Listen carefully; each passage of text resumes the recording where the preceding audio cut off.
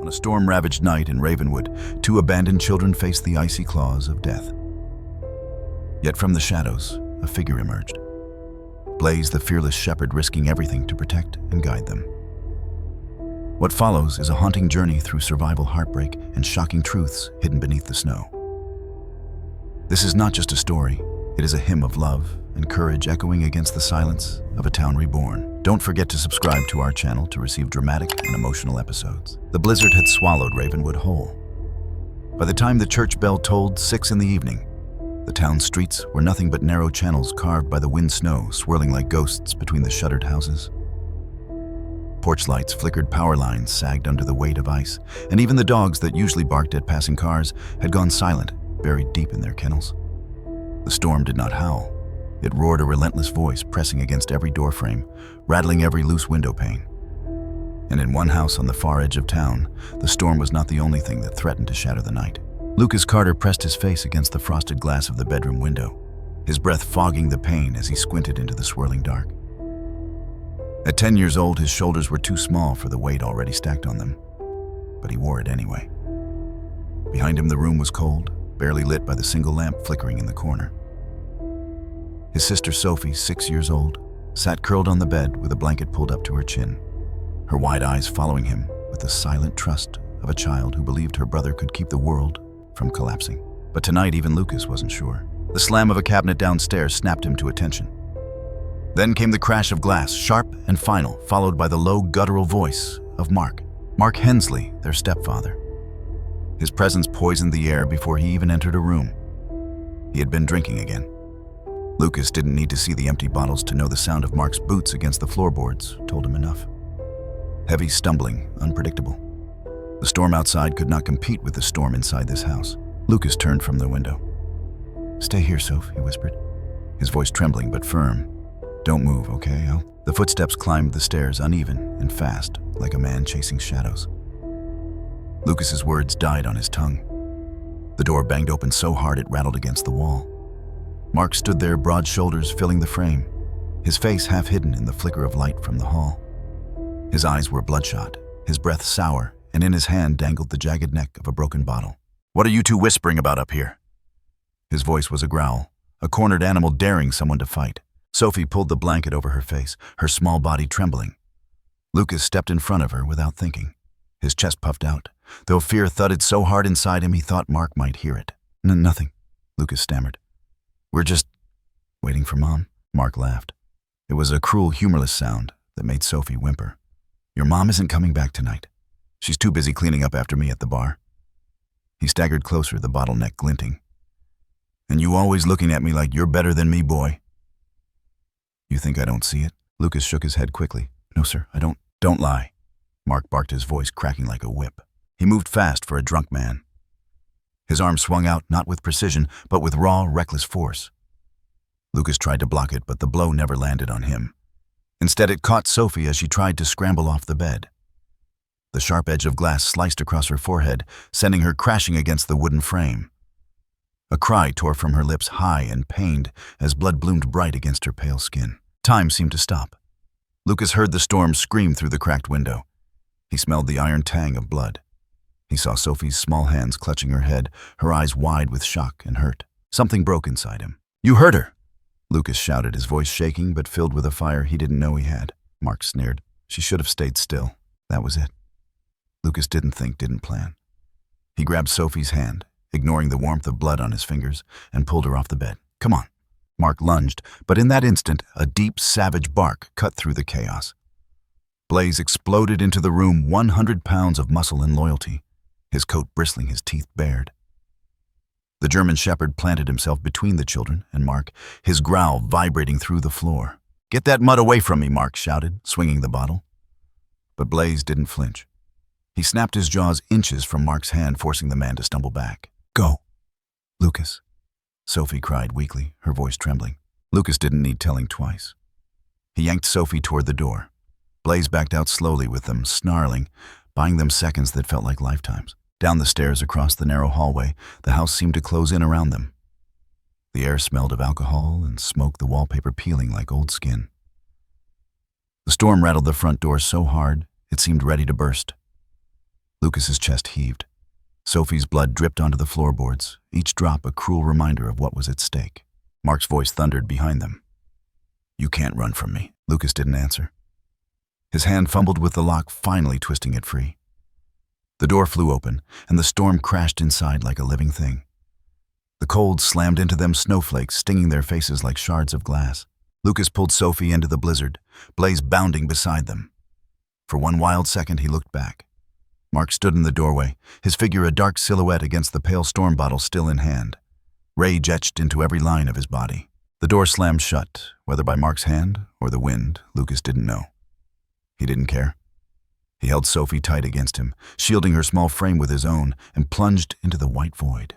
The world outside was unrecognizable. Snow piled knee-deep, the wind tearing sideways, shrieking through the trees. The lights of Ravenwood flickered faintly in the distance, blurred by the storm. Lucas couldn't see more than a few feet ahead, but Blaze pushed forward, his powerful body carving a path, his ears pinned, his instincts sharp. "Stay with me, Soph," Lucas whispered over and over, his voice cracking. Her face was pale, her eyelids heavy, but she clung to him. Her blood soaked into his sleeve, warm against the cold. The storm swallowed their cries. Behind them, the house disappeared into the night. And so began the desperate flight, three small figures against a storm that cared nothing for innocence, survival, or the fragile hope of children. Lucas's heart hammered. Each step felt like it might be his last, but he couldn't stop. Not now. Not after what Mark had done. Not while Sophie's breath came in shallow gasps against his chest. Blaze barked once, sharp and commanding, as if to say, "Follow me. Don't give up." Lucas tightened his grip on his sister and staggered after the dog into the merciless dark. The storm might have been deafening, but inside Lucas's mind, there was only one thought, a blazing truth louder than any wind. They had to survive this night, no matter what it cost. The snow was not just falling, it was attacking. It came in sheets, blinding, slicing at Lucas's face until his skin burned. His arms ached from holding Sophie, her small weight dragging at his shoulders, her head pressed against his chest. She was light, she had always been light, but tonight every step turned her into a burden heavier than stone. Her blood soaked into his sleeve, sticky and hot. A sharp reminder that time was bleeding away as quickly as her strength. Blaze surged ahead, his dark shape breaking through the wall of white.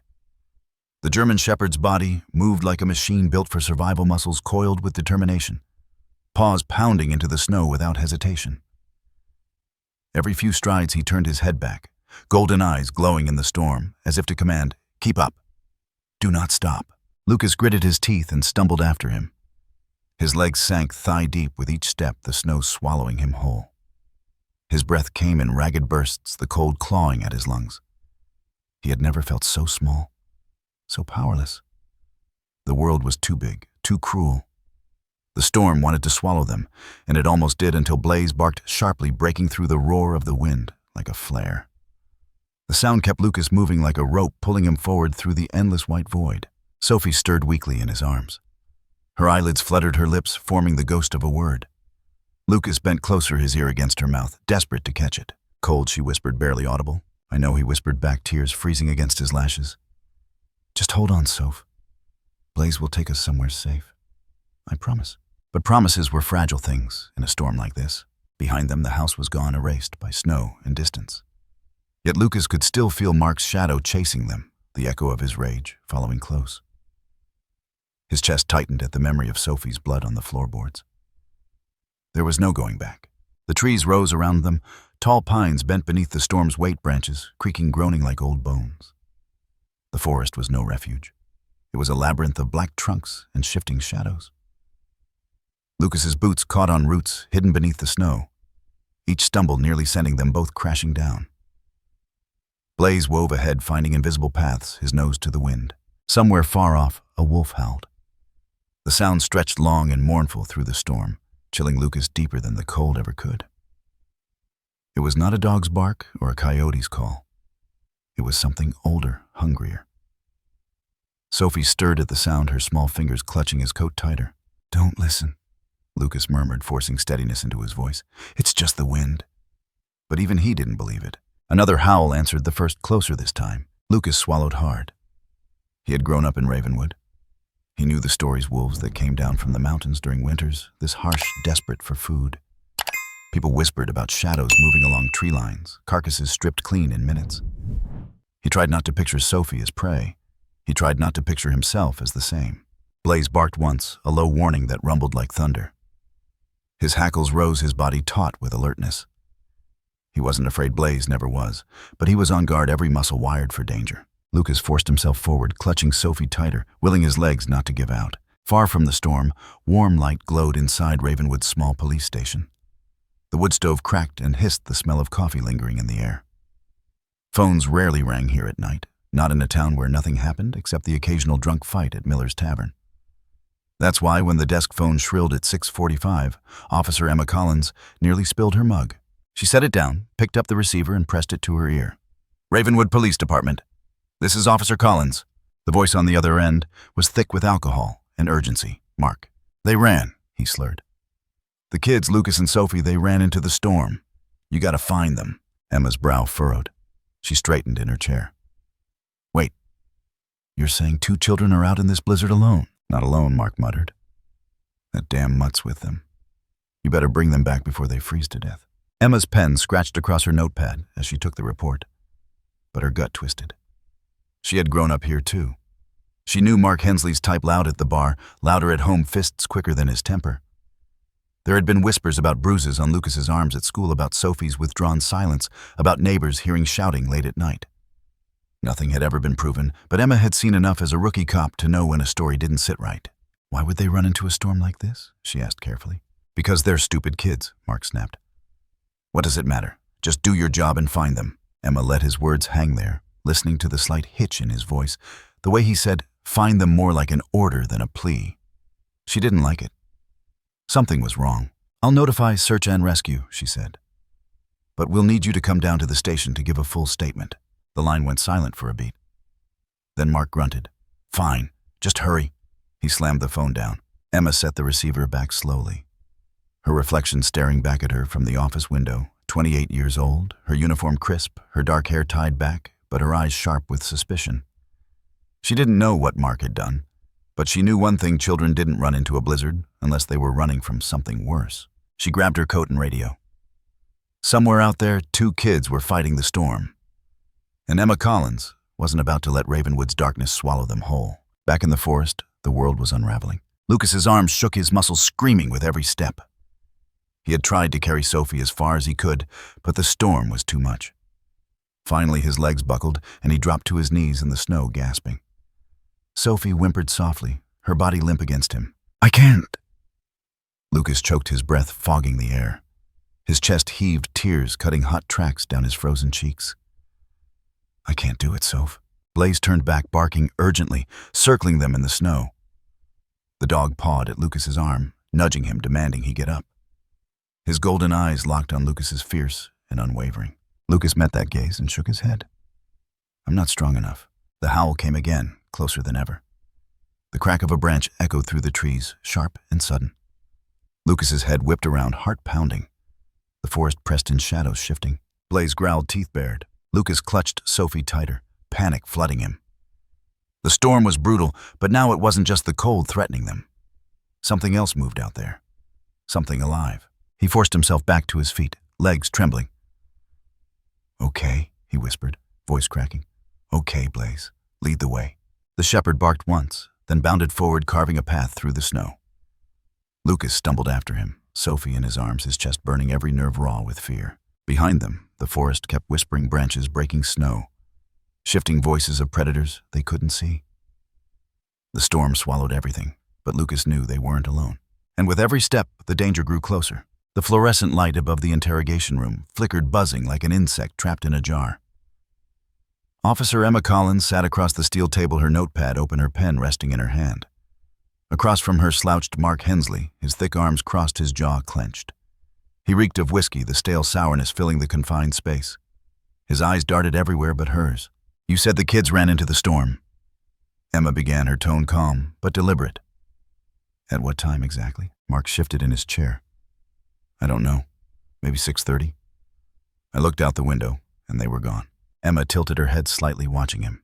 "You saw them run?" "Yeah," Mark said quickly, too quickly. "Out the back door. That damn mutt barking its head off." Her pen scratched across the page, but her eyes never left him. "What were you doing when they left?" Mark rubbed the back of his neck, his movements jerky. I was making dinner. Steak. They didn't like what I made, so they threw a fit and bolted. Kids these days, no respect. Emma leaned forward, folding her hands over the notepad. So you were making steak at 6:30, but you called us at 6:45. That's 15 minutes. You didn't try to go after them first. His eyes flickered a flash of panic before his face hardened again. What was I supposed to do? It's a goddamn blizzard out there. You think I'm going to freeze to death chasing after two brats who don't appreciate what they got? Emma's jaw tightened, though her voice remained steady. They're children. One of them is 8. The other is 11. And you're telling me you just let them vanish into a snowstorm? Mark slammed his fist against the table, making the pen jump. Don't you twist this on me. They're ungrateful. Always have been. Their mother babied them, spoiled them. Now she's gone, and I'm the one left to deal with them. The words hung heavy in the air. Emma let the silence stretch, studying him. His anger was a mask, but behind it, she caught glimpses of something else. Fear, maybe even guilt. She had sat across from enough liars to recognize when someone was scrambling to hold their story together. You said you saw them run out the back door, she pressed. But the snow outside your house was untouched when Deputy Harris arrived. No footprints, no paw prints, nothing. Mark's face drained of color. He shifted again, his bulk suddenly uneasy in the chair. Then the storm covered it up. You ever think of that snow falls fast? Not that fast, Emma replied softly. She leaned closer, her eyes narrowing. What aren't you telling me, Mark? His hands clenched into fists, his knuckles white. Sweat glistened at his temple despite the cold air. He looked like a man caught in a net, thrashing, desperate to break free. But every word he spoke only tangled him deeper. I told you everything, he barked. They ran. That's it. Emma sat back slowly, tapping her pen against the notepad. She didn't push further, not yet. The key with men like Mark was patience. If she pressed too hard, he'd shut down completely. Better to let him stew in his contradictions until the weight of them crushed him. Still inside her chest, unease coiled tighter. Something was wrong, deeply wrong. And if she didn't uncover it soon, 2 children's lives might depend on it. The storm clawed at the barn's rotted wood, howling through cracks in the boards like a living thing. Inside, the air was damp and cold, the smell of mildew and hay mixing with dust. Lucas crouched in the corner, his back against the splintered wall. Sophie curled against him beneath an old tarp he'd found. Blaze lay at the entrance, his ears pricked, his body tense as if daring the storm or anything else to come closer. Lucas pulled Sophie tighter into his lap. Her small body shook not just from the cold, but from the shock still coursing through her. He could feel her heartbeat against his chest, fast and shallow, as fragile as a bird's. Shh, he whispered, pressing his lips to her damp hair. It's okay. We're safe here. Just for tonight. But the words felt like lies, even as he said them. The barn was no fortress, its walls thin, its roof sagging its doors, barely clinging to their hinges. The storm seeped through every crack, snow drifting across the floor in ghostly lines. Still, it was better than the forest, better than the open teeth of the wind. Sophie tilted her head up, her eyes wide and glassy. Will he find us? She asked, her voice so small it almost broke him. Lucas swallowed hard, forcing his own fear back down where she couldn't see it. No, he said firmly. Blaze won't let him. I won't let him. Blaze flicked his ears, as if acknowledging the vow. But once Sophie's gaze lowered again, Lucas let the mask crack. His hands trembled as he rubbed her arms for warmth, his chest tight with terror. He was only 11. He wasn't strong enough, not really. He could barely carry her, could barely keep himself upright in the storm. And Mark was a monster. If he found them, there would be no escape. The thought coiled around him like barbed wire.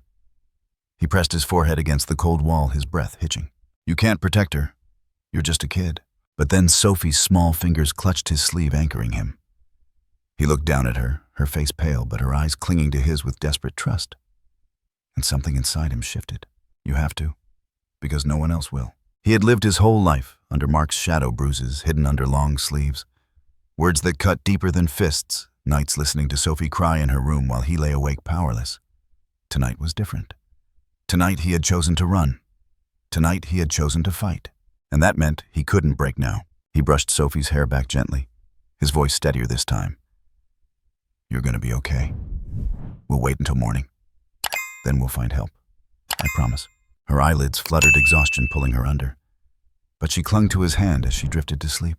Lucas stayed awake, listening to the storm batter the barn, listening to Blaze's low growl every time the wind shifted. His fear never left him. It coiled deep in his gut, gnawing at him. But over it, stronger rose something else. Resolve. No matter what, he would keep Sophie alive. Even if it meant facing the storm. Even if it meant facing Mark. Back at the station, Emma stood in the observation room, watching Mark through the two-way glass. He paced now, his heavy boots thudding against the floor, his movements restless. His earlier bravado was fading, leaving something rawer behind. She crossed her arms, her jaw set. She could feel it in her bones. This wasn't just a case of two kids running away. This was bigger, darker, and she was going to drag the truth into the light, no matter how hard Mark tried to bury it. The storm outside howled on, and in its shadow secrets fought to stay hidden. The night was endless. The barn groaned under the weight of the storm, its old beams trembling as if they would splinter at any second. Snow seeped through the cracks, covering the floor in a thin layer of white, and every gust of wind made the wooden doors slam against their rusty hinges. The air inside was bitterly cold, sharp enough to sting every breath. Lucas sat with Sophie curled against him, his arms wrapped tight around her fragile body. He could feel the heat draining from her skin. Her forehead burned with fever, yet her small hands were icy to the touch. Each shallow breath she drew scraped against his chest like broken glass. "Stay with me, Soph," he whispered, his lips trembling. "Please, just stay with me." She didn't answer. Her head lolled against his shoulder, her lashes fluttering weakly. The scrape on her leg from when she had stumbled in the woods earlier had worsened. He could see it now, even in the dim light, the blood seeping through the ragged cloth he'd tied around it, mixing with dirt and snow. Infection. The word clawed at his mind, a terrifying enemy he couldn't fight with his bare hands. Panic surged.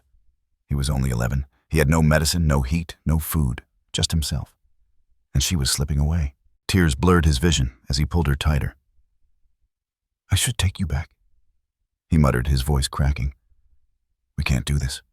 We can't survive out here. I'll take you home and maybe..." But his words faltered. He knew what home meant. He knew what Mark's fists meant, what Mark's rage meant. Yet the thought of watching Sophie fade away in this barn felt worse. At least at the house there was warmth. At least there was food. Maybe, just maybe, Mark wouldn't. He pressed his forehead against hers, sobbing silently. "I don't know what to do." A low growl broke through the storm's wail. Lucas lifted his head. Blaze had risen from his post by the door, Hackle's raised amber eyes burning in the dark. The dog stepped toward him, and Sophie, his breath puffing white in the frigid air. Then he turned sharply, barking, once loud, commanding, toward the far side of the barn. Lucas frowned, wiping his face with his sleeve. "What is it?" Blaze barked again, pawing at the rotted boards. His tail lashed his entire body alive with urgency. "Not now," Lucas snapped, his voice breaking. "She needs me. We can't go wandering out there again." But Blaze didn't back down. He barked harder, pacing, then ramming his shoulder into the boards until snow fell in small showers from the cracks. His message was clear: "Follow me." Lucas's heart hammered. "There's nothing out there," he whispered hoarsely. "It's worse than here." Yet even as he said it, something stirred inside him. Blaze wasn't like other dogs. He had seen it all his life, the way Blaze seemed to know when Mark's anger was coming, the way he shielded Sophie without hesitation, the way he stared into the dark, like he understood dangers Lucas couldn't see. If Blaze was telling him to move, there was a reason. Lucas looked down at Sophie. Her lips were pale, her breathing ragged. If he stayed here, she would not make it until morning. He could see it in her. She was slipping away. He closed his eyes, and tears streaming down his cheeks. Then he whispered, Okay, boy. Show us." With trembling hands, he adjusted the tarp around Sophie, then slowly lifted her into his arms. She was so light, too light, as if the storm had stolen half her weight already. He staggered under her, but Blaze pressed close to his side, steadying him. The barn door groaned as Blaze nosed it open, the blizzard instantly surging inside with a roar. Snow stung Lucas's face, the wind nearly tearing Sophie from his arms. Still, he followed Blaze each step into the white abyss, a battle against despair. Miles away, the search team pushed forward. Emma trudged through knee-deep drifts, her flashlight cutting thin beams through the swirling snow. Behind her, Deputy Harris and 2 volunteers carried thermal scanners, their breaths forming clouds in the bitter air. Every gust of wind threatened to knock them off balance, but they pressed on, voices muffled under scarves and radios crackling with static. "They can't be far," Emma shouted above the storm. "Spread out. Check the tree line. Her own lungs burned from the cold, but adrenaline drove her forward. She pictured Lucas and Sophie, small bodies swallowed by this merciless night, and forced herself to keep moving. Each second mattered. Each second could mean the difference between life and death. A voice crackled through the radio. "Sheriff Collins, we're picking up faint traces body heat maybe toward the East Ridge." Emma's pulse spiked. "Copy that. I'm on it." She motioned to Harris. "With me." They turned into the wind, pushing toward the ridge. Snow whipped at their faces, the storm screaming as if to swallow them whole.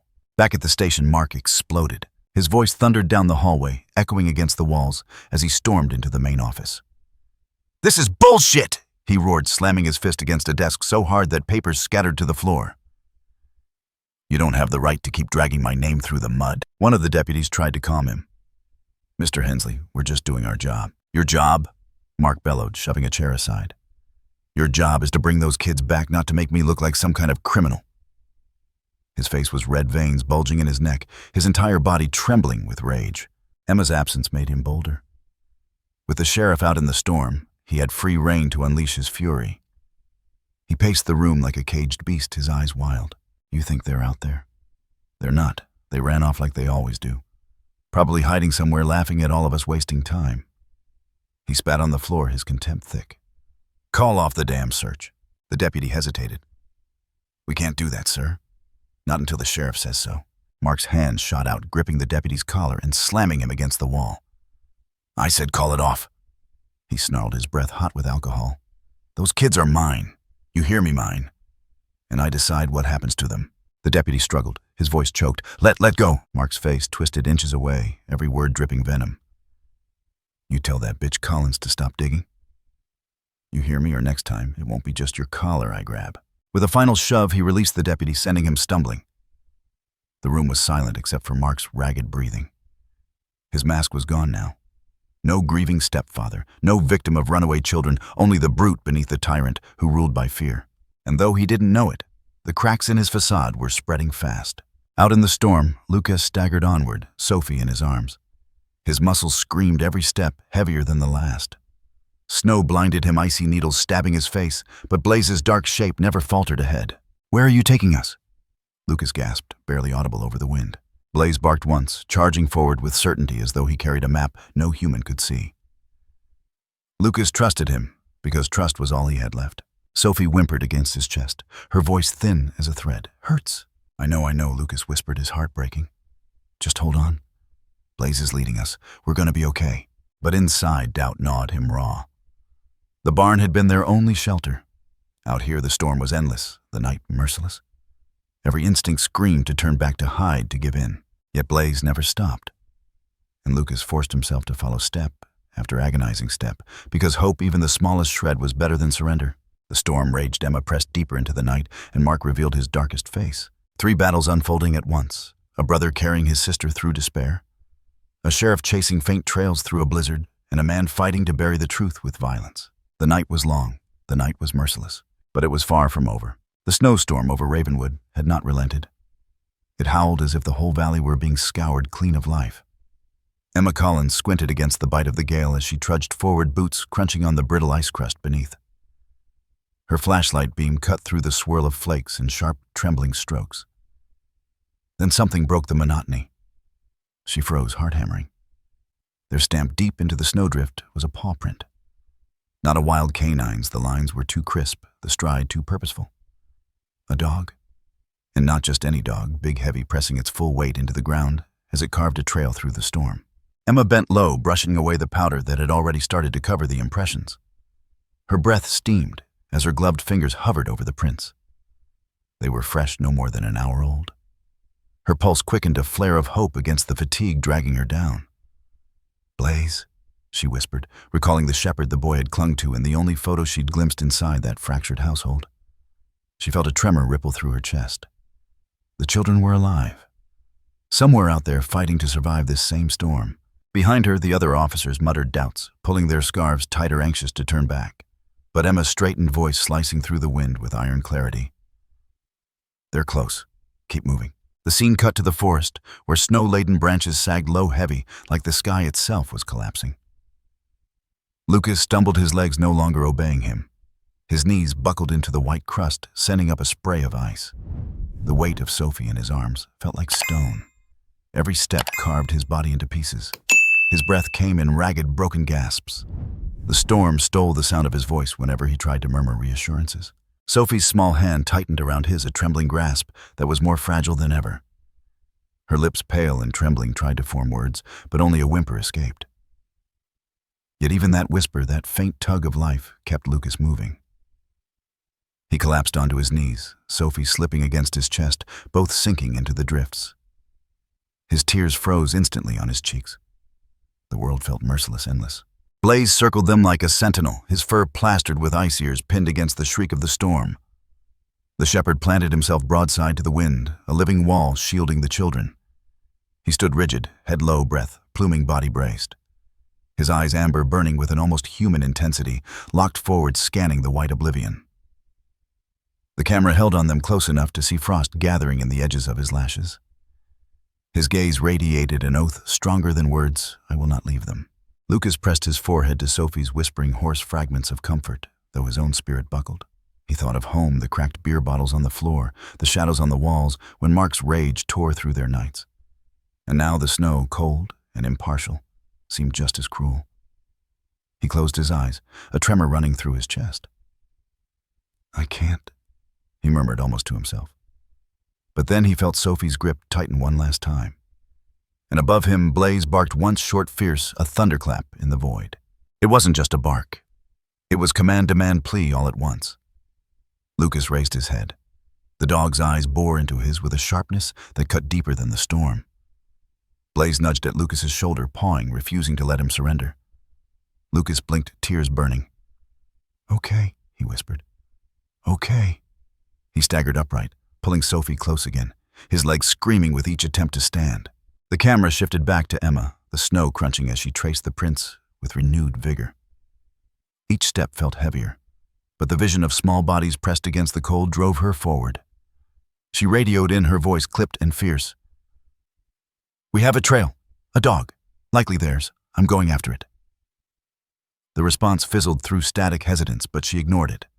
Her instincts screamed louder than protocol. Lucas trudged on, Blaze, leading now, carving a line into the drifts. The forest loomed darker, more oppressive, every creak of branches echoing like the growl of hidden beasts. Then something snapped. A sharp crack splintered the silence behind them. Lucas's breath hitched. He froze, listening. The wind filled the gaps, but beneath it lingered something else. A howl long and low, curling through the blackness. Wolves, Blaze stiffened fur rising in a ridge along his spine. He turned, barking into the dark, a warning more primal than human courage could summon. Lucas's heart thundered. He clutched Sophie tighter, forcing himself to keep moving, even as every instinct screamed to collapse. Emma's flashlight beam caught another set of prints. Smaller this time, boot-shaped, overlapping with Blaze's trail. She knelt, tracing her glove across them. A child's footstep sinking awkwardly into the snow. And another smaller, still dragging slightly as though its owner stumbled with every step. Her jaw clenched. The children were fighting. They were still alive. Back in the trees, Lucas stumbled again, body buckling. Sophie whimpered, her voice weak, nearly gone. Blaze pressed close, nudging, urging, bracing himself for Lucas to lean on. The shepherd's breaths came hard, chest heaving, but his stance never faltered. Snow swirled thickly, but his eyes remained sharp, locked ahead. The narrative camera lingered on his face again, close and unyielding. Those eyes, alive with a fire that no storm could snuff out, told a story of loyalty, of defiance of a creature carrying more love than many humans ever could. The storm howled, the children faltered, but Blaze stood like a flame in the blizzard, the embodiment of hope's refusal to die. Emma rose, her breath sharp in the cold. She straightened, her voice barely more than a whisper. "Hold on, kids. I'm coming."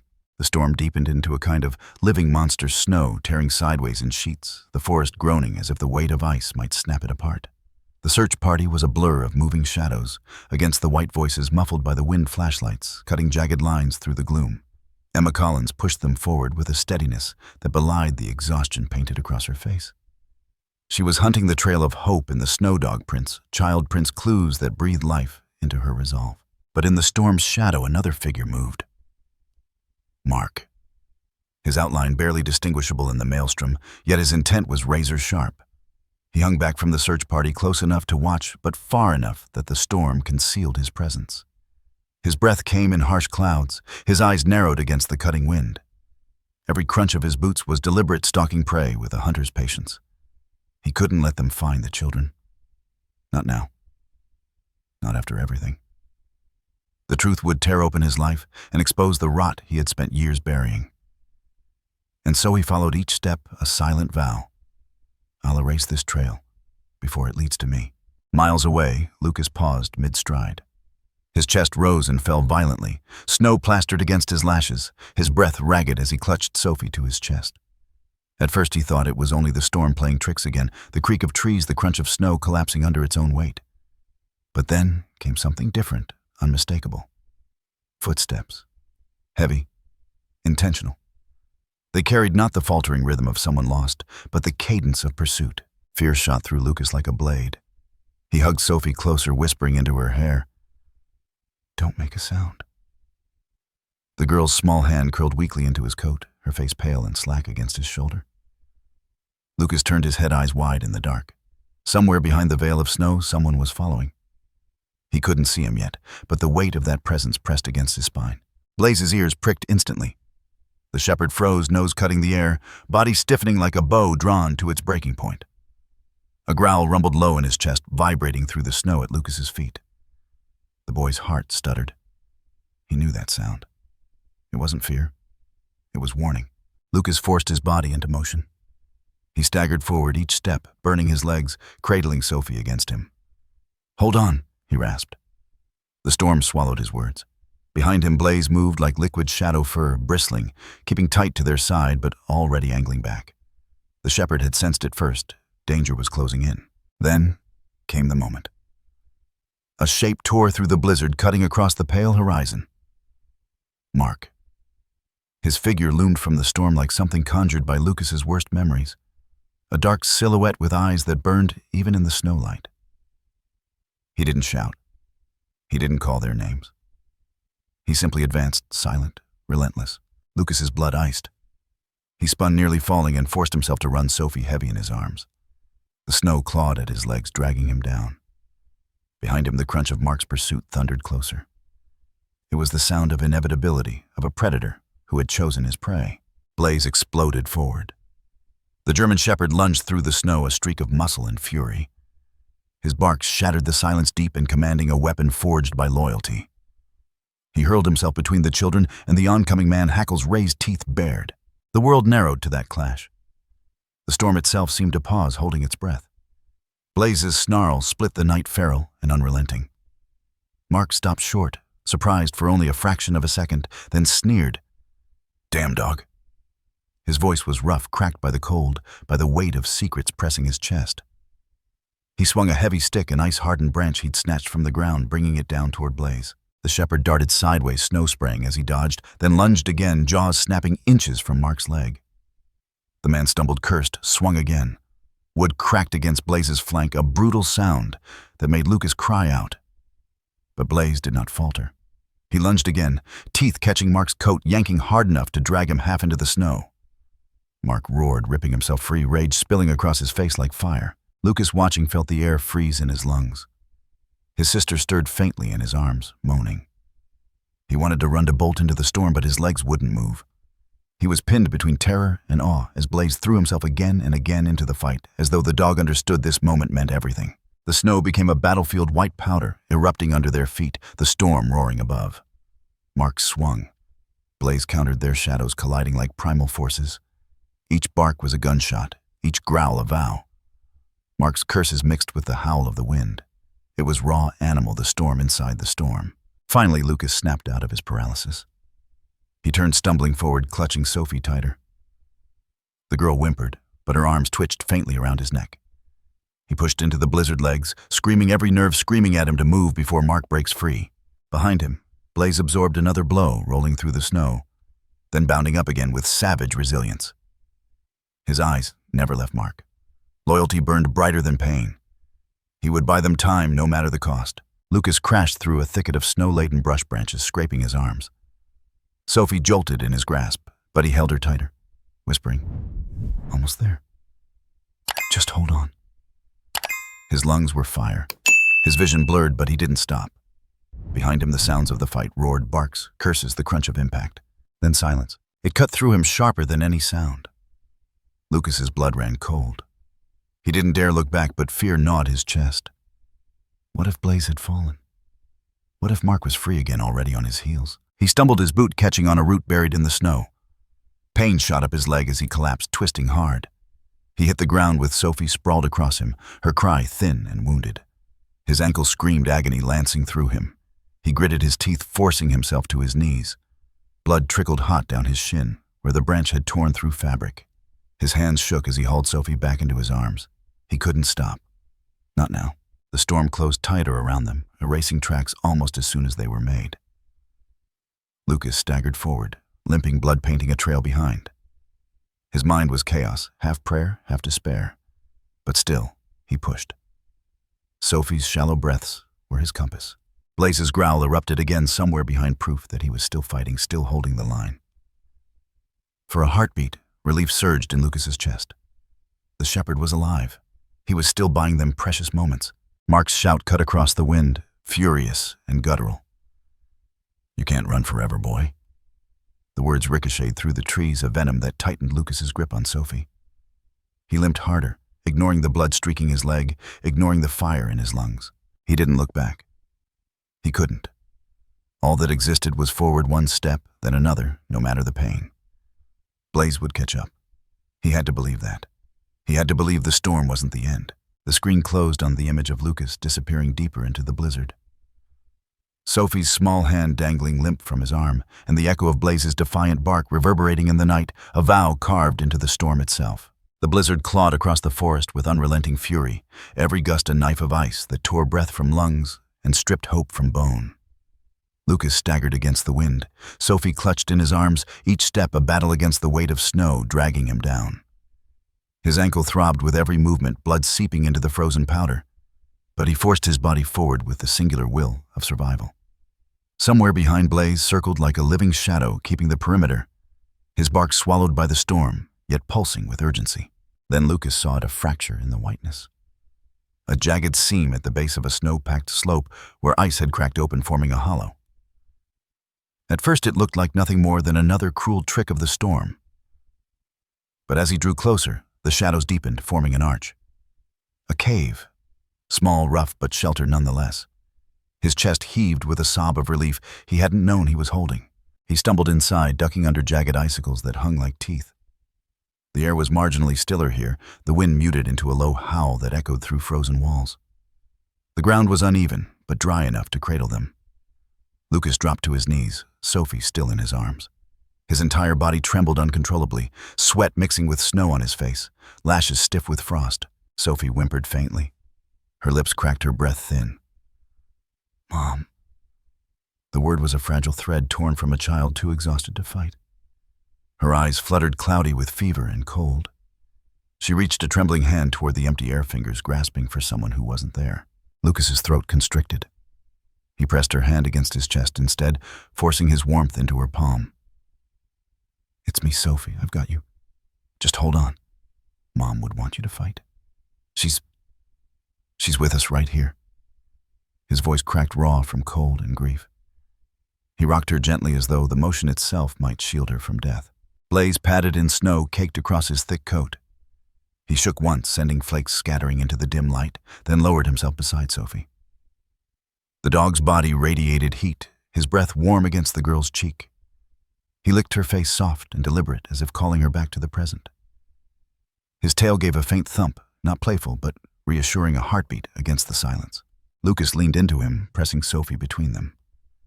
The cave filled with their mingled breaths, the storm reduced to a distant roar outside. He closed his eyes for a moment, clutching her so tightly his arms ached. "Stay with me, Soph," he whispered. "Please, don't let go." Her tiny voice floated back, weak but piercing. I'm cold." The words stabbed deeper than the wind ever could. Lucas pulled off his coat, wrapping it around her, despite the violent shiver it unleashed in his own body. He pressed his chest to hers, Blaze anchoring her other side, forming a fragile cocoon of warmth.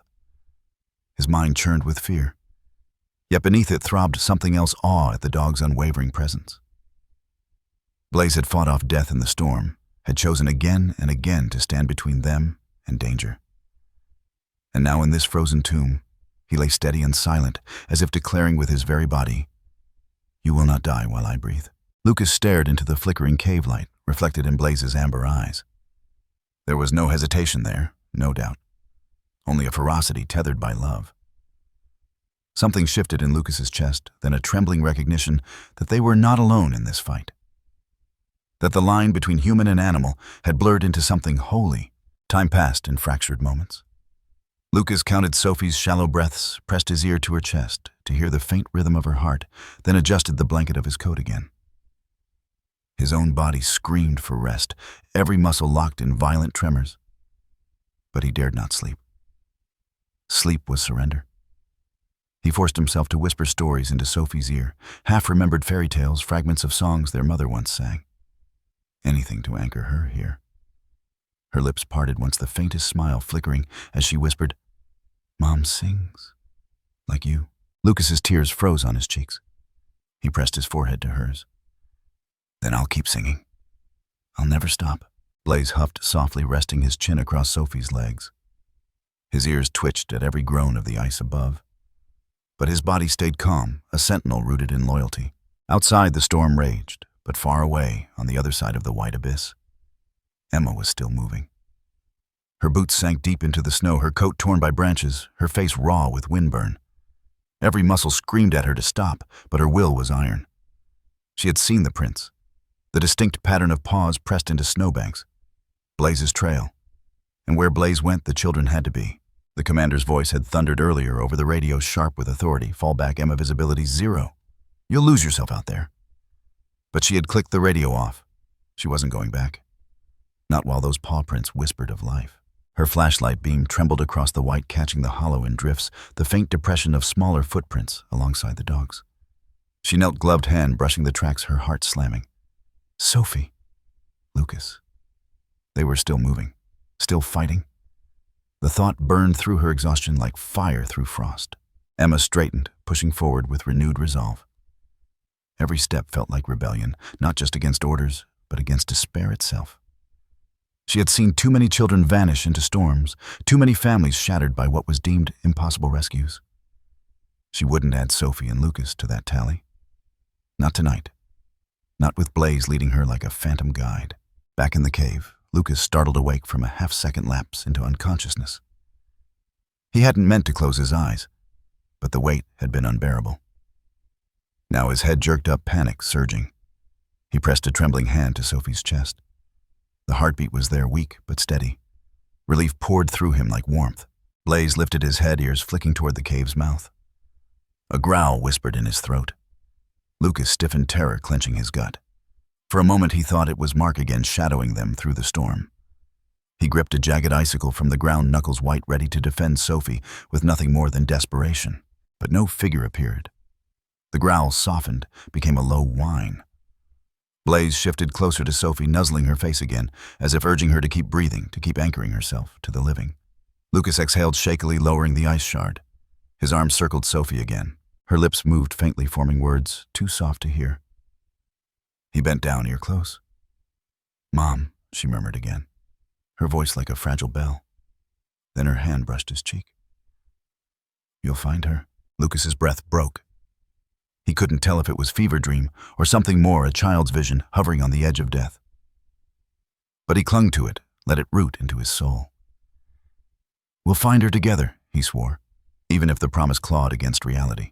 The storm outside softened faintly, the howl dimming for a moment, as though the world itself had paused. In that fragile silence, the cave became a womb of defiance, child, brother, and dog bound together against the cold. And somewhere out there, Emma leaned harder into the gale eyes, scanning, breath fierce. She would not quit. She would follow those tracks until her own body gave out, because something told her deep in her bones that the shepherd's path was leading her straight into the heart of this storm, straight toward the children who still fought for their lives inside a frozen tomb of ice. The parallel threads wound tighter. Lucas clinging to Sophie, Blaze guarding them with primal devotion. Emma tearing through the blizzard with a fire that defied orders. Their stories, though miles apart, were already on a collision course set to crash together in the heart of the storm. And in the silence of the ice cave, as Sophie drifted between fevered dreams and fragile breaths, Lucas pressed his lips to her hair and whispered the words he needed her to believe. "You're not alone. Not while I'm here. Not while Blaze breathes. Not while she's out there looking for us." The words hung in the cave, a fragile shield against the storm's fury, as if the very walls of ice absorbed them and reflected them back like a promise. Lucas had lost count of how many hours had blurred together inside the cave. The storm outside still raged, but its roar had dulled into a constant background drumbeat, almost like the earth itself breathing in agony. His arms, stiff from holding Sophie, trembled each time he adjusted her small frame against his chest. Blaze never moved far, always pressed close, his warmth seeping into them like a lifeline. Sophie's face, pale beneath the shadows of frost, twitched with flickers of dreams. Lucas leaned close, listening for every breath, clinging to each one as though they were pearls scattered along a dark path. Then from her cracked lips, words spilled, faint, broken, yet sharp enough to split his world in two. "Mark made me hurt." Lucas froze. For a moment he thought the storm itself had whispered. But her lips moved again, her breath a fragile ghost of confession. "Mark hurt me." The sentence landed like a blade into Lucas's chest. His heart slammed, denial rising instinctively, colliding with a rage so sudden it burned hotter than any fire could. His grip tightened around her, not in fear of crushing her, but in terror of letting her slip away without more answers. "Sophie," he whispered, desperate, "what do you mean? Tell me. Please." Her eyes fluttered open, unfocused, glassy with fever. A tear traced down her cheek, freezing halfway. "He pushed me, hit me, said I can't tell." Her voice cracked like brittle ice. "Said no one would believe me." Lucas's entire body shook, not from cold, but fury. He pressed his forehead against hers, swallowing a scream. The storm outside might as well have been silence compared to the tempest inside him. He wanted to roar, to tear into the night, and drag Mark back here with his bare hands.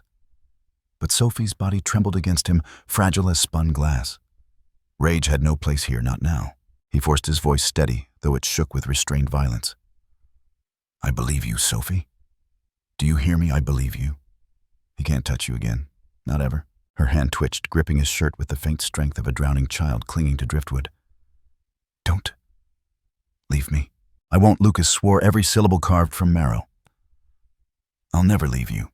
Blaze pressed his muzzle against Sophie's face, as if sealing the promise with something purer than words. The dog's eyes gleamed watchful knowing. Lucas felt his throat close, realization crashing over him. Blaze had known. All those times the shepherd bristled around Mark, growling, blocking Sophie from his reach. Lucas had thought it was stubbornness, instinct, some leftover quirk of training. But no. Blaze had been warning them, guarding her from the monster inside their own home. Lucas tightened his grip on the dog's scruff, whispering hoarsely, "You tried to tell us, didn't you? You saw it all." The shepherd lowered his head in solemn silence, as though acknowledging the weight of truth. Meanwhile, far from the cave, Emma trudged through snow that swallowed her to the knees. Every step was a battle against exhaustion, but the fire inside her refused to die. Her radio remained clipped to her belt, silent, ignored. Orders had become irrelevant the moment she saw those paw prints. She approached a cabin nestled at the edge of the woods, dim lantern light glowing behind frosted windows. When she knocked, the door creaked open to reveal Mrs. Crawford, an older woman bundled in layers of wool. Recognition flashed across the woman's eyes, followed quickly by hesitation. "Emma, you're still out in this storm." Mrs. Crawford's voice shook not only from cold. "They told us search teams pulled back." Emma shook her head, brushing snow from her hood. "I can't stop. Have you seen anything? Any sign of Blaze of the kids?" Mrs. Crawford bit her lip, then motioned Emma inside. The air smelled of burning pine and steeped tea. She lowered her voice, glancing toward the back of the house, as if afraid someone might overhear. "I saw Mark 2 nights ago. He came by drunk. Said ugly things about those kids. About Sophie. My husband told me to keep quiet, but..." Her voice cracked. "I've seen bruises on that little girl before. I didn't want to believe it, but I knew." Emma's stomach clenched. The pieces slammed together with brutal clarity. "You're saying Mark's been hurting her? For a long time?" Mrs. Crawford nodded, tears trembling in her eyes. "We didn't know how to stop it. He's dangerous when he drinks. And her mother, she tried to protect them. But after she died, the woman's hand shook as she pressed it to her lips. I think Sophie had no one left to shield her. Emma's jaw tightened until it hurt. Rage and sorrow collided inside her, but beneath it all surged a steely clarity. This wasn't just a storm rescue anymore. This was about truth. About pulling two children from the jaws of both nature and the violence that had stalked them at home. She leaned closer, voice low and steady. Thank you for telling me. This matters. More than you know. I need every detail you can remember, times, dates, anything. Mrs. Crawford's hands twisted in her lap, but she began to speak. Small details spilled out shouts in the night. Sophie limping once, Blaze barking furiously when Mark came near. Emma listened with the precision of someone gathering ammunition. Each word was another bullet of truth, another piece of the puzzle she would carry back into the storm. When she left the cabin, the blizzard struck her like a wall, but she welcomed it. The cold felt like steel in her veins. She knew now what she was fighting for, not just survival, but justice. Back in the cave, Lucas clutched Sophie as though shielding her from the memory that had slipped from her lips. His thoughts spiraled, colliding between fury at Mark and guilt at himself. How could I not see it? How could I let him close to her? Sophie stirred again, her small voice threading through the cave. He said, if I told he'd hurt you too. Her words dissolved into coughing, each spasm shaking her fragile body. Lucas rocked her, tears freezing against his skin. I'm not afraid of him, he whispered fiercely. I should have protected you sooner. But I promise you, when we get out of here, he'll never touch us again. Not while I'm breathing. Blaze gave a low growl of agreement, the sound vibrating against the icy walls like a vow carved into stone. The cave felt smaller now, heavy with secrets spilled into its frozen air. Lucas realized that survival meant more than keeping Sophie's heart beating. It meant carrying her truth into daylight, exposing the shadow that had haunted their home. Far across the blizzard, Emma pushed forward Mrs. Crawford's words, echoing in her head. Every crunch of snow beneath her boots felt like striking a drumbeat of justice. For the first time since the storm began, she felt a glimmer of light ahead. Not literal light, the world remained swallowed in white, but something deeper. The fragile burning belief that this fight was not in vain. The truth had begun to surface, and truth once spoken had a way of refusing to die. Inside the cave, Lucas whispered promises into Sophie's ear, Blaze standing guard with unyielding devotion. Outside, Emma followed Blaze's trail with new fire in her heart, every step bringing her closer to the broken siblings. The storm had not ended, but the path through it no longer felt endless. Somewhere beyond the blizzard's roar, there was an end. Somewhere there was justice. Somewhere there was light. And for the first time, the audience could feel it too, that fragile shift from despair toward possibility. The tunnel was still long, still cruel, but the first faint gleam of daylight had appeared at its end. The storm had begun to thin, not with mercy, but with menace. The white veil that had hidden the mountain now peeled back in jagged strips, revealing broken trees, jagged ice, and tracks pressed deep into the snow. Emma's boots crunched against the frozen ground as she led the team forward, her breath misting out like smoke from an engine forced to run past braking. She had Mrs. Crawford's words lodged in her mind, each detail of Mark's violence twisting the storm into something personal. This wasn't only about survival anymore. This was about facing a man who had turned family into prison home, into battlefield. The trail grew clearer. Paw prints. A scatter of disturbed snow where Blaze must have paused to shield the children from the wind. Emma's pulse quickened. They're close, she whispered, as if saying it louder might scare the truth away.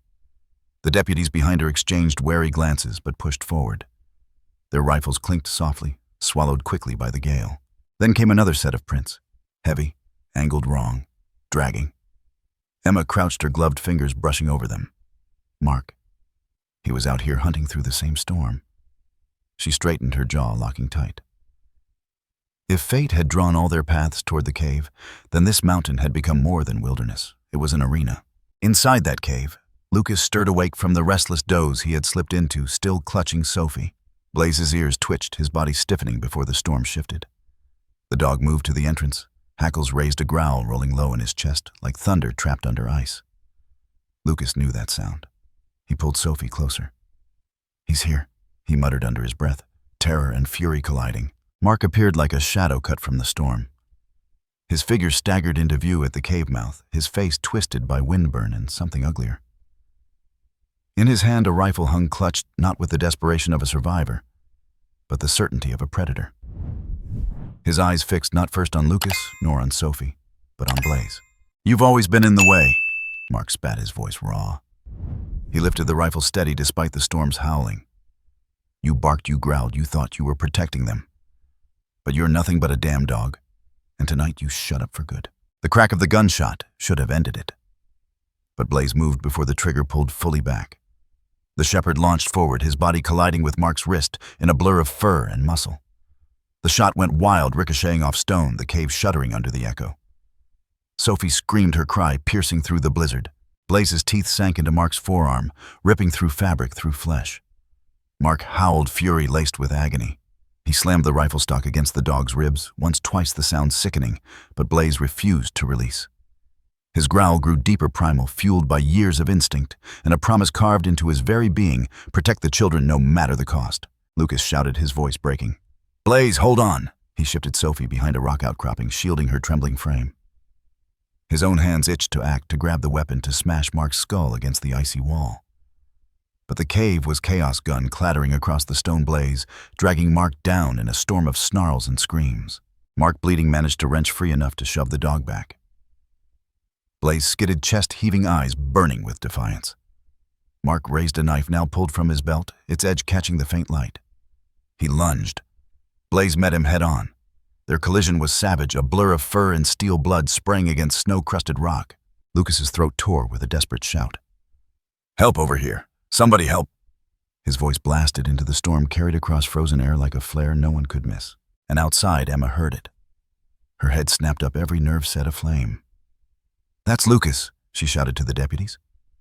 Her legs carried her faster, the mountain no longer obstacle, but battlefield. She refused to lose. Inside, Blaze's body slammed against Mark again and again. The knife flashed, slicing through fur-grazing skin. But Blaze's jaws clamped down on Mark's shoulder, forcing him back against the wall. Mark screamed, flailing, trying to drive the blade into the shepherd's side. Blood spilled onto snow, steaming in the cold, but Blaze refused to falter. Lucas lunged forward, adrenaline overriding reason. He grabbed the rifle, yanking it away from where it had clattered. Mark saw his eyes snapping wild.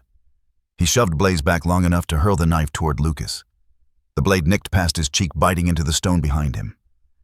Lucas's hands shook as he aimed the rifle, not at Blaze, not at Mark, but at the cave's ceiling. He fired. The gunshot thundered, a warning blast that ripped through the night. Outside, Emma and the deputies broke into a sprint, their boots pounding the snow. Mark roared, throwing himself at Lucas. But Blaze intercepted, launching with the fury of an avenging spirit. His teeth clamped around Mark's wrist once more, twisting the knife hand away. The predator became prey, dragged down by the very creature he had sworn to silence. Emma burst through the cave entrance, her flashlight beam slicing through the madness. "Police, drop it!" Her voice was steel, unflinching, but what she saw nearly froze her. Blaze dripping blood, Mark flailing Lucas, shielding Sophie with his body. The deputies stormed in rifles, raised voices clashing in a storm of commands. "Drop the weapon, hands where we can see them." Mark's eyes, wild and cornered, darted between them. He shoved Blaze away with a final heave, scrambling for the fallen knife. "You don't get it. She was mine to control. That mutt, those kids. They're nothing without me." His voice cracked with something twisted, something hollow. Blaze staggered, ribs heaving, but his eyes never left Mark. His body battered and bleeding lowered into a crouch, ready to launch again if Lucas or Sophie were threatened. Emma's fury boiled her gun, trained on Mark. "Step away, now!" But Mark's sneered knife trembling in his grip. "You'll have to kill me first." And then, as if on cue, Blaze moved. Not for glory, not for vengeance, for protection. He hurled himself forward with the last surge of strength he had colliding with Mark's chest. The knife flew from Mark's grip, clattering harmlessly across stone. Deputies swarmed, tackling him to the ground, pinning his arms as Blaze collapsed to the side chest, heaving in ragged, painful gasps. Emma rushed to Lucas and Sophie, her hands trembling as she brushed snow and blood from the little girl's face. Lucas's voice cracked. She told me what he did. You have to believe her." Emma's eyes burned, tears forming despite her iron will. She glanced back at Mark, thrashing under the deputy's weight, screaming curses into the night. Then she looked at Sophie, fragile yet fierce in her survival, and nodded. I believe her, and he'll pay. The cave was chaos. Blood on stone, weapons scattered, Mark's screams, strangled under cuffs and fury. But for the first time, amid the storm, there was also triumph. The predator had been unmasked.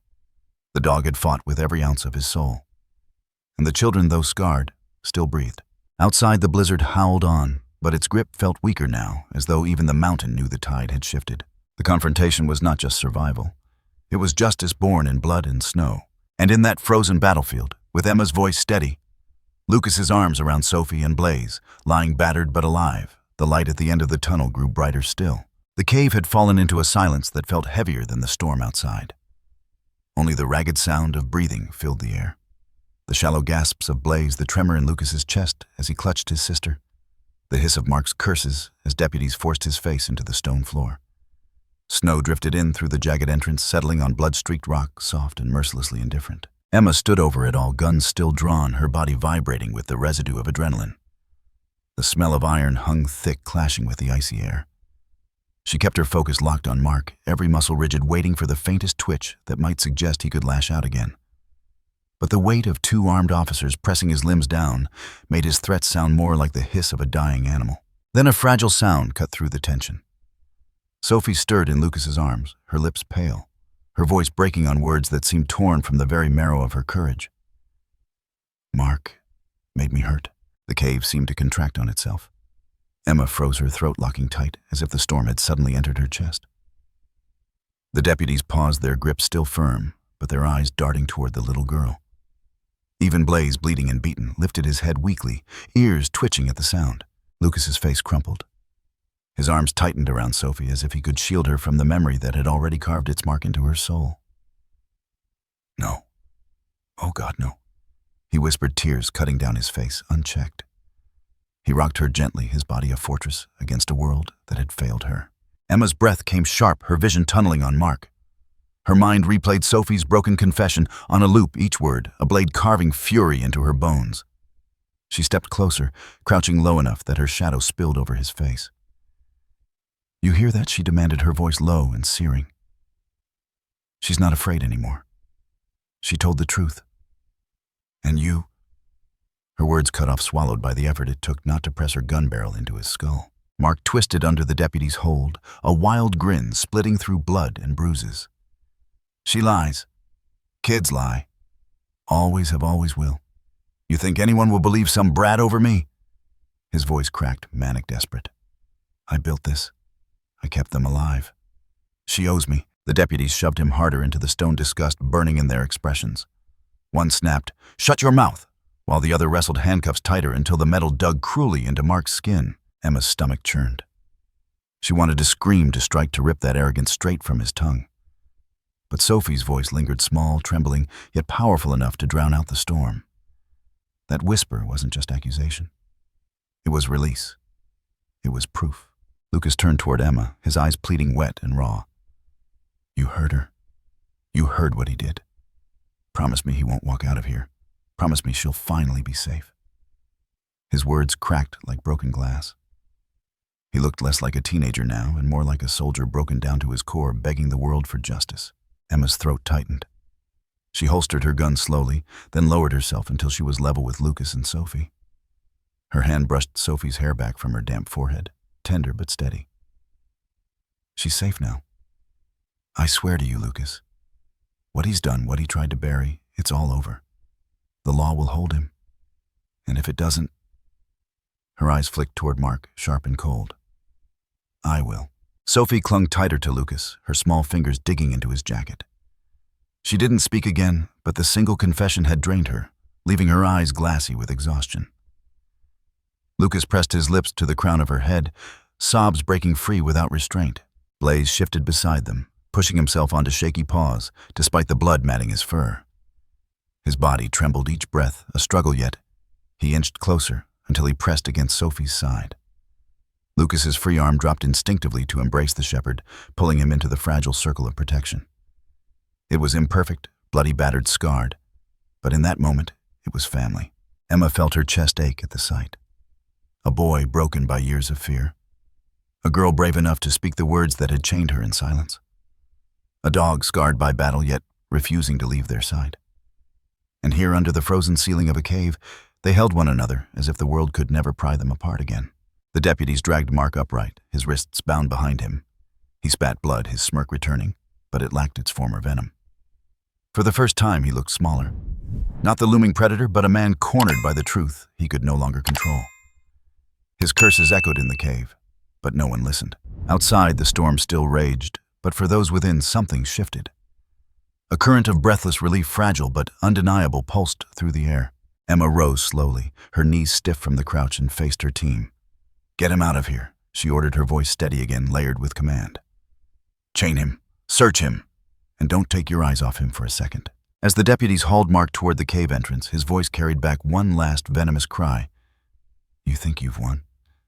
You think anyone cares? You'll all forget her words by tomorrow?" But Emma's response was silence. Silence fortified by the image of Sophie whispering truth through blood and snow. The words would not be forgotten. Not by her, not by Lucas, and not by the world once this story reached it. Lucas's body shook as he leaned into Emma, his arms cradling both Sophie and Blaze. For the first time, he allowed himself to collapse against someone else's strength. Emma wrapped her arms around them all, pulling them into a circle of protection. Her chin trembling as she pressed it to the top of Lucas's head. Tears stung her eyes, but she did not look away. She held them tighter, whispering, "It's over. You're safe. He can't hurt you anymore." The moment lingered, stretched into eternity. The storm, the blood, the chaos, they all dulled beneath the gravity of what had just been spoken. A child's truth had shattered the predator's mask. And though wounds remained deep unhealed, bleeding justice had cracked open the dark. The audience within that cave. Emma, Lucas, Blaze knew the world would not fix itself in an instant.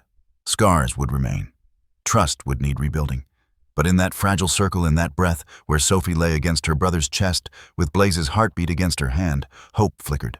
And outside, as the deputies hauled Mark away into the storm, the mountain seemed to sigh. The truth was no longer buried. The truth had been spoken. The truth had finally been heard. The storm that had battered the mountain for days finally began to loosen its grip.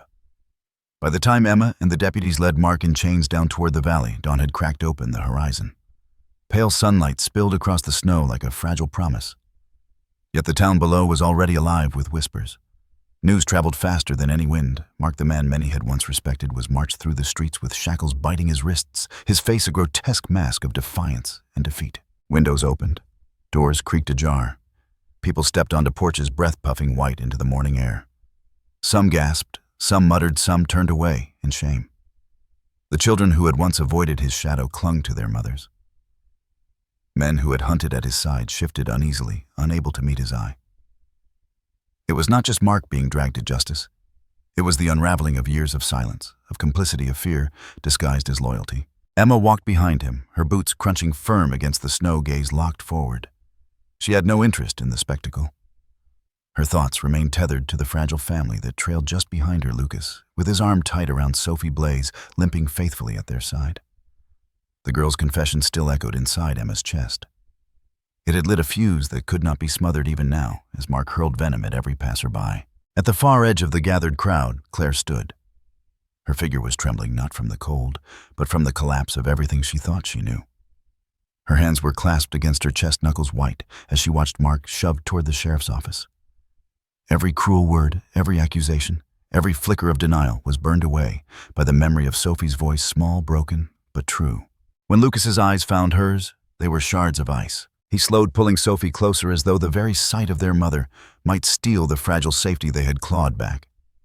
Emma felt him stiffen, saw the way his jaw locked, and knew the storm inside him had only begun. Claire stumbled forward, boots sinking deep into the snow. Her lips parted, but no words came. When at last her voice broke free, it carried more weight than the crowd's whispers. "Lucas, Sophie." She was crying before she finished their names. "My babies, I'm so sorry." Lucas turned sharply, his voice cutting through the air like a blade. "Sorry." His chest heaved, rage and hurt spilling out raw. "You let him do this. You chose him over us. You closed your eyes while he..." His voice cracked, strangled by the pain, too deep for words. "You don't get to say sorry." The crowd hushed. Snowflakes drifted lazily, settling on hair and lashes, silent witnesses to a family unraveling. Claire staggered closer, shaking her head as tears streamed freely. I didn't know. I swear to you, I didn't see. Lucas's laugh was bitter hollow. Didn't see, or didn't want to. His voice was thunder now, the years of swallowed fury exploding in front of neighbors, deputies, strangers. Every bruise, every scream in the night. You looked away. You told me to be quiet. And now you stand here and tell me you didn't know. Sophie's small hand tugged at his sleeve. Her eyes, swollen from exhaustion, flicked between her brother and her mother. She could feel the storm inside Lucas, the way anger threatened to tear him apart. Her tiny voice trembled. Lucas. He froze, looking down at her. Sophie reached across her fragile fingers, stretching toward Claire. For a moment it seemed impossible that she could bridge the chasm carved by betrayal. But her gaze was steady, innocent, yet impossibly wise. She's still our mom. The words landed with the force of a miracle and a wound all at once. Claire dropped to her knees in the snow, her sobs tearing through the morning quiet. I was blind, she choked out. I thought I was protecting us, but I was protecting him. I let him poison me, make me believe you were wrong, that he was good. I failed you, both of you. She lifted her face streaked with tears and whispered, If you never forgive me, I'll understand. But I will spend every breath I have trying to earn it. Lucas's chest rose and fell with furious rhythm. His arms tightened around Sophie as though she might vanish if he let go. His glare pierced through Claire, unrelenting, but beneath it was something more fragile fear. Fear of opening the door to her again. Fear of letting the wound be torn wider. Emma placed a gentle hand on his shoulder, grounding him. Her voice was low, steady. Lucas, you don't have to forgive her now. Not today. But don't close yourself to the chance of healing. Sophie's right. She's still your mother. Lucas's throat worked, but no words came. He turned slightly away, his body trembling, eyes wet with unshed tears. Sophie, though, stepped forward. Her legs wobbled with exhaustion, but she pulled free of her brother's grasp long enough to cross the snow. Her hand slipped into Claire's. The mother gasped at the warmth clutching it, as though it were salvation itself. The crowd, once buzzing with scandal, seemed to vanish into silence. What remained was only the fragile tableau of a girl, her mother, and the brother, caught between fury and love. Blaze limped closer, pressing against Lucas's side. The boy sank into the shepherd's presence, drawing strength from the loyalty that had never wavered. Slowly, painfully, he looked back at Claire. His voice cracked low but audible. I don't know if I can forgive you. Not yet. Maybe not ever. He swallowed hard tears burning down his cheeks. But for Sophie's sake, I'll try. Claire sobbed harder, pulling Sophie into her arms, careful as though the girl were glass. She whispered promises over and over, promises to never again turn her back, to fight for them, to listen, to believe. Emma stood nearby, heart heavy, yet burning with fragile hope. She knew healing would not come swiftly. Trust broken so violently could not be mended with a single embrace. But in Sophie's small hand, guiding her mother's, Emma saw the first glimmer of light breaking through years of darkness. Behind them, Mark's screams echoed from the sheriff's office as the cell door slammed shut. His rage clawed at the air, desperate to reclaim control. But the town no longer listened. Their eyes had turned away from him toward the family standing fractured, yet unbroken in the snow. The sunlight grew stronger, spilling gold across rooftops and painting the frost in brilliance. It did not erase the scars, nor silence the ghosts of nights filled with fear. But it marked a beginning. A first step. Lucas stood stiff, shoulders trembling, his arms still wrapped protectively around Blaze. He did not join the embrace. Not yet. But his eyes softened just enough to let the light in. And for Sophie, nestled between a mother's desperate arms and a brother's wary protection, it was enough. Enough to believe that healing, though fragile, had finally begun. The town watched in silence. Some wept. Some bowed their heads. But all knew they were witnessing more than the fall of a man. They were witnessing the slow rebirth of a family. The storm was ending, and light, hesitant but real, had returned. The snow had begun to thaw when the county officials finally arranged a temporary home for Lucas and Sophie. The storm's fury had passed, leaving behind roads carved open again, telephone wires buzzing back to life, and a town learning how to breathe in the aftermath of a darkness that had been hiding in plain sight. For the children, however, the storm had been more than weather. It had been a crucible. The social workers spoke in calm, measured tones, explaining the arrangement to Emma, as though she hadn't been the one to drag the truth into daylight. They referred to it as a transitional placement, a phrase sterile enough to strip the edges off the reality. But Emma understood. This wasn't about bureaucracy. This was about giving two broken children a place where nightmares didn't linger in the walls, where every shadow didn't carry their stepfather's face. The building was old, but warm.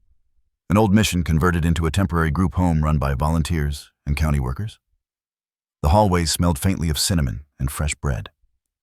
Hand-drawn posters decorated the walls, bearing crooked letters and bright colors. For Sophie, it was the first time in years she'd walked into a place that felt built for children instead of adults. Her eyes darted from the bookshelf stacked with fairy tales to the corner piled high with stuffed animals, and for a moment, something loosened in her small shoulders. Lucas, though, kept his jaw tight. His hand never left Blaze's thick fur, his eyes narrowing at every stranger who offered a smile. He had learned the cost of trust too young, and now in this new environment, suspicion was his shield. When one of the administrators crouched down to meet his gaze and said gently, "We're so glad Blaze made it through the storm, too. He'll be cared for like a hero dog," should Lucas's chin lifted with defiance. His voice carried the weight of a vow. "Blaze isn't a hero dog. He's family. He stays with me." The firmness in his tone silenced the room for a beat. Emma, standing behind him, felt a rush of pride. Lucas had been forced to swallow silence his whole life, but now his words came sharp, unshakable. She laid a hand on his shoulder, steadying his stance. "He's right," she said to the staff. "That dog isn't going anywhere without them." The conversation could have turned into paperwork and resistance, but one look at Blaze settled it. The shepherd sat poised at Lucas's side, amber eyes, steady ears twitching with quiet alertness. He didn't flinch, didn't shrink, didn't demand. He simply radiated the quiet loyalty of a protector who had chosen his place and would not move. The staff exchanged glances, and the argument ended before it began. Blaze was family now, official or not. In the days that followed, something unexpected began to unfold. The temporary home with its mismatched blankets and chipped mugs became more than a stopgap. It became the soil for something new to take root. Emma visited often, her presence both watchful and gentle, guiding without intruding. She knew healing couldn't be forced.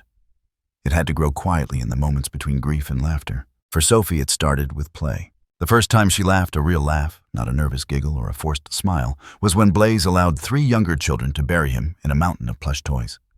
He lay perfectly still beneath the avalanche of bears and rabbits, only his nose twitching, while the children shrieked with delight.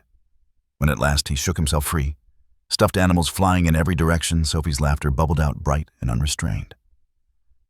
It was the kind of sound that drew every adult in the building to stillness, as if they feared any movement might shatter it. Lucas watched, too torn between protectiveness and awe. His little sister's joy had been buried so deep beneath years of fear that he almost didn't recognize it. But as Blaze bounded across the room, tail wagging furiously, children chasing him in gleeful chaos, Lucas allowed himself the smallest of smiles. Blaze seemed to know his new role extended beyond guarding. He became a bridge pulling laughter out of silence, stitching courage into fractured hearts. He would nudge a toy into the hands of a child, too shy to join the others, or curl up beside one who sat alone, offering the kind of wordless companionship no adult could replicate. His presence filled the rooms with something they had all forgotten, how to feel safety. Emma noticed it most in Lucas. The boy who once flinched at every approach now sat cross-legged on the floor, telling the younger children stories of Blaze's bravery. His voice carried pride instead of bitterness, his hands gesturing wildly as he recounted how Blaze had fought through snow to save them. The younger ones listened with wide eyes, and Lucas, for once, wasn't the boy defined by scars, but by the strength he carried. Still, healing wasn't linear. At night, Lucas often woke with clenched fists, his breath ragged, Blaze pressed against his side as though anchoring him to the present. Sophie sometimes whimpered in her sleep, her small body curling in on itself as if warding off unseen threats. Emma knew these wounds would not fade easily, but the difference now was that they were not facing them alone. Every morning brought small victories, a shared breakfast, without fear, a moment of laughter, a story told. One evening, as the sun painted the sky in strokes of orange and pink, Emma found Lucas sitting on the porch steps with Blaze's head resting in his lap. The boy stared out at the horizon, his jaw tight, but his eyes distant. Emma sat beside him, giving him space before she spoke. "You did good standing up for Blaze," she said softly. Lucas didn't look at her. His fingers tangled in the shepherd's fur. "He saved us. More than once. People keep calling him a hero like he's separate from us, but he's not. He's part of us. Without him, I don't know if we'd even be here. Emma nodded, her throat tight. You're right. He's not separate. He's family. For the first time, Lucas's gaze flicked toward her, searching. There was still caution there, still the instinct to protect what little he had left. But beneath it was a flicker of trust, fragile and real. Inside the home, Sophie's laughter rang again. She was chasing Blaze through the hallways, her tiny legs pumping as fast as they could, her giggles infectious enough to draw the other children into the chase. The walls reverberated with the sound of joy, raw and unrestrained like sunlight flooding into a room long starved of warmth. For Emma, watching it all, there was no doubt the storm had broken. The truth had burned its way into the open, and what remained was the fragile, beautiful possibility of a new beginning. Not perfect, not whole, but alive.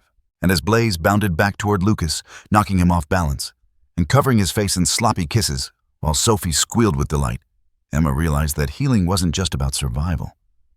It was about reclaiming joy. It was about finding family in places no one expected. In the glow of that moment, surrounded by children's laughter and the steadfast loyalty of a shepherd who refused to be anything less than family, the future no longer felt like a shadow. It felt like light. The snow had begun to retreat from the streets of Ravenwood when the town decided to do something it had never done before: honor a dog as a hero. News of Blaze's courage had traveled far beyond the mountains. Reporters came with their cameras, their microphones crackling against the chilly spring air, eager to capture the story of a shepherd who had carried 2 children through a storm and stood unflinching against darkness. But for the townspeople, this was not about headlines. It was about acknowledgement, about standing together after a season of silence and shadows. The ceremony was set in the town square where the war memorial usually stood alone in solemn pride. Now banners fluttered in the breeze, hand-painted signs with Blaze's name scrawled in uneven letters by schoolchildren. The mayor stood at the podium, his breath visible in the crisp morning air, his voice cracking slightly as he began. In the darkest hour of this winter, when human strength faltered, it was loyalty and courage that showed us the path. Today we honor not only a hero, but a member of our community, Blaze. The applause that followed was thunderous, echoing against the stone buildings. Children waved small flags, and grown men who had spent their lives wrestling with pride wiped tears from their eyes. For the first time in years, Ravenwood felt united, their divisions erased in the face of gratitude. Lucas stood near the front, his hand resting on Blaze's neck. Sophie clutched Emma's fingers, her face alight with awe. The crowd pressed closer, people reaching out to pat Blaze's head, to thank him, to smile at the children he had saved. For Lucas, it was overwhelming: so many faces, so much attention. But Blaze's steady weight against his leg grounded him. The shepherd didn't flinch at the applause or the cameras. He stood tall, his amber eyes calm, as though he knew this moment was not about spectacle, but about healing. After the speeches, a medal was placed gently around Blaze's neck. It glittered in the sunlight, a heavy bronze disc engraved with the words, "For courage beyond measure." The mayor leaned down, his voice caring only for the boy beside the dog. "He belongs to you, son. But he belongs to all of us, too." Lucas swallowed hard, his chest tight. He wanted to protest, to say Blaze wasn't a symbol, that he wasn't some town mascot. But then he looked at Sophie, her eyes wide with pride, and he understood. Blaze wasn't being taken away. He was being celebrated. For once, the world was seeing the truth that Lucas had known all along. Blaze wasn't just theirs. He was family, and family could also be a beacon for others. The day's joy deepened when Emma delivered news that changed everything. She knelt before Lucas and Sophie, her eyes shining, and introduced them to a couple standing quietly at the edge of the crowd. They weren't strangers. They were known in Ravenwood for their kindness, for the children they'd fostered, for the warmth of their farmhouse just outside of town. "They've asked," Emma said gently, "if you'd be open to joining their family, to having a home again." Silence stretched between the words and their meaning. Sophie's eyes brimmed instantly with tears, her small fingers tightening around Emma's. Lucas froze, torn between longing and fear. He had built his life on survival, on distrust, on clutching what little he could never risk losing. Another home, another set of promises. Could he believe it this time? It was Blaze who broke the tension. He nudged Lucas forward, pressing his wet nose into the boy's hand, as if reminding him of the storm they had survived. Lucas looked down into the dog's steady gaze, and then up at the couple. Their eyes weren't demanding. They were patient. They held space for him to choose. Sophie spoke first, her voice trembling but firm. "I want a home." Lucas's throat worked, his defenses crumbling under the weight of his sister's plea. He looked at Blaze, again at Emma, at the crowd that had once turned away, but now stood cheering. Slowly, carefully, he nodded. If Blaze comes too. The couple smiled, tears streaming down their faces. All of you, the woman said. Lucas, Sophie, and Blaze. Together. It felt like a door opening, one Lucas had been pressing against his whole life. That evening, the town square gave way to celebration. Music spilled into the streets, food appeared from every household, and laughter returned to Ravenwood in a way no one thought possible. Children ran with Blaze through the square, ribbons trailing from his collar. Sophie spun in circles, her arms stretched wide, catching snowflakes as they melted against the growing warmth of spring. Lucas stood a little apart, still learning how to step into joy. But when Blaze bounded back to him, knocking him off balance into the soft snow, he laughed unrestrained, unafraid. The final scene unfolded, not in the town square, but in the fields beyond Ravenwood. Days later, as the sun crept higher and the snow softened into patches of white over green, Lucas and Sophie ran free for the first time in years. Their boots kicked up slush, their laughter carried across the open land. Blaze darted ahead, then circled back, weaving between them like a shadow stitched from loyalty and light. The sun blazed down, reflecting off the remnants of snow in dazzling brilliance. It was as if the world itself was breathing again, shedding the weight of winter's storm. Sophie's scarf trailed behind her as she threw herself onto the ground, making the outline of an angel in the snow. Lucas fell beside her, Blaze leaping between them, his tail wagging furiously as he barked into the sky. For a moment there was no past, no shadows, no fear, only the present drenched in sunlight and laughter. Emma stood at the edge of the field, watching. She pressed a hand to her chest, her breath catching as she witnessed what she had fought so hard to give them. Not perfection, not erasure of pain, but the chance to live without chains. The wind shifted, carrying the sound of children's joy across the land, mingling with the steady heartbeat of the dog who had become their anchor. And in that sound, in that light, Ravenwood itself seemed to whisper the truth the storm had hidden. Tình yêu và lòng dũng cảm có thể vượt qua bão tố, mở ra một khởi đầu mới. The world once frozen was alive again, and so were they.